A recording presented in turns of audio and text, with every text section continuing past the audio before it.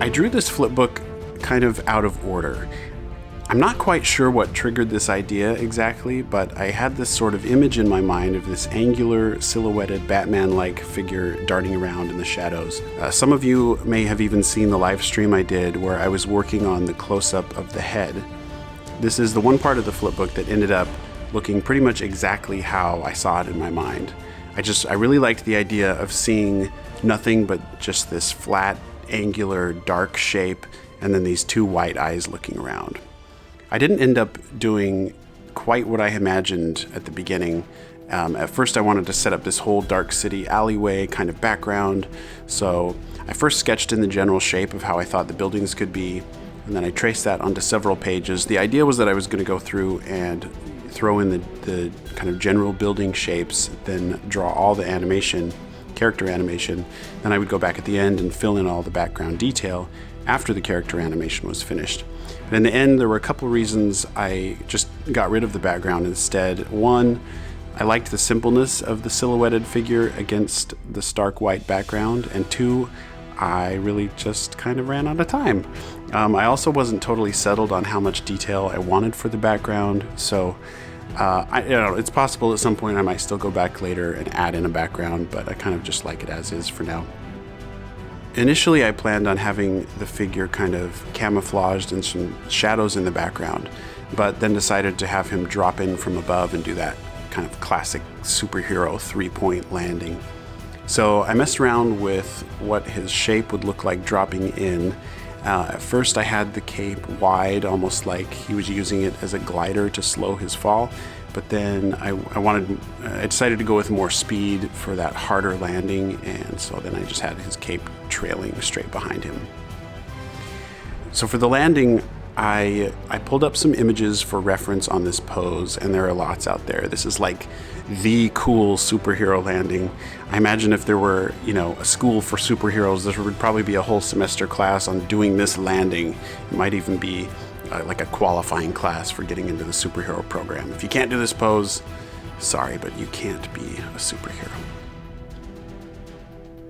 Now, if I were being overly critical, this part didn't end up fitting exactly with the super angular style that I saw in my head. It ended up a little more realistic looking than I had wanted, but I still think it looks good, and then he stands up right away into this straight-edged silhouette, so I think it still works all right.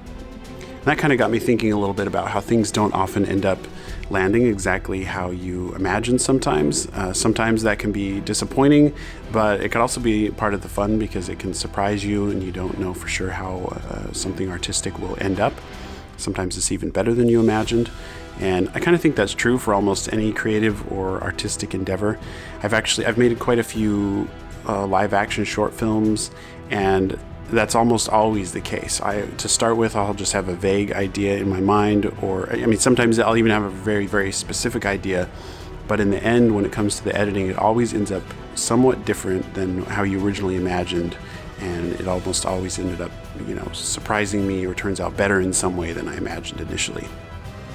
And I guess on that note, I do have a few of my old live action short films on this channel. I'll put links to a couple of them in the video description below if you'd like to check those out.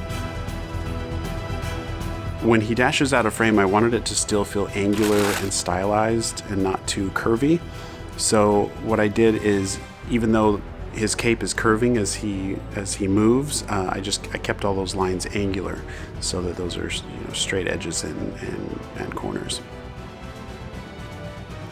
I briefly sketched in some legs here, but I decided I liked it better feeling more just like a shadow shape darting around, so then I got rid of the legs. For this part, when he pops up into view, because it happens so quickly, I had tried faking some motion blur on his eyes for just one frame. In stop motion, that's a trick we often use. Since there is generally no motion blur in stop motion, we'll sometimes put in doubles of an object in place of having a blur. So I tried that here with his eyes, but in the end, it just kind of felt more distracting than helpful, so I went back, filled in the double eyes with black, and just got rid of it. And I think it works better this way, and it's not distracting. After I had penciled everything in, I went back and I inked it. For the super tiny details, like the eyes here, they were so tiny, So I used a Copic .03 pen. It's probably the smallest pen tip I have ever seen, and it did really well for his tiny eyes. I actually used it on the entire outline here, and then after that I went back and started filling in with a normal thicker pen, and then I filled in the larger areas with a black Copic sketch marker. So in the end, I like how clean and simple and stark it looked on an all-white background, so I decided to leave it. Again, maybe I'll go back later at some point and add in a background, but for now I kind of prefer it like this. Maybe later, if I decided to print a run of this one, I would go back and add in some sort of background, but for now I'm happy with it. And I think that's it for this video. So thanks for watching, keep creating, and I will see you in the next video.